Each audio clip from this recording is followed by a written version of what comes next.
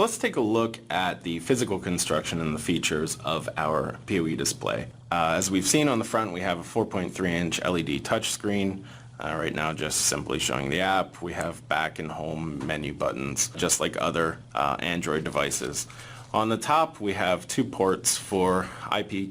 They're marked IP cam and PoE in, and we have an on-off switch. So when it's running on battery, IP cam supplies PoE power. We can also use an external PoE source. For example, if our cameras were already hooked up to a switch, we could run this inline, bring our cable into PoE in, out to the IP camera, and simply turn this on.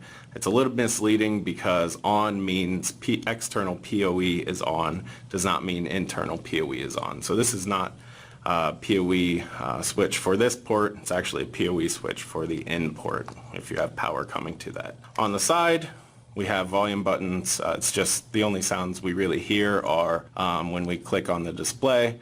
We have a Cat5 connector here. This is simply for the cable test, which we run with the included dongle. This is our charger port, and this is the main power button for the unit. So if we touch it, shuts down the display. We can also hold it to turn it off for a hard power down.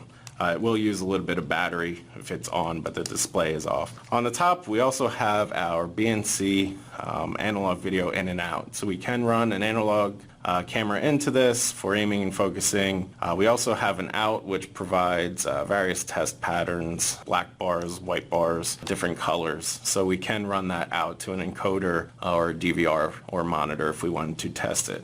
And finally, on the bottom, this is where we have our storage for, we have SD card, a micro SD card slot here, and we have a single USB port so we can connect a thumb drive or connect it straight to a computer. And on the back, all we have is our wristband. So this is locked into place just via a couple of clips here. It can be slid out if you want to remove it if you're not planning on using it wrist mounted.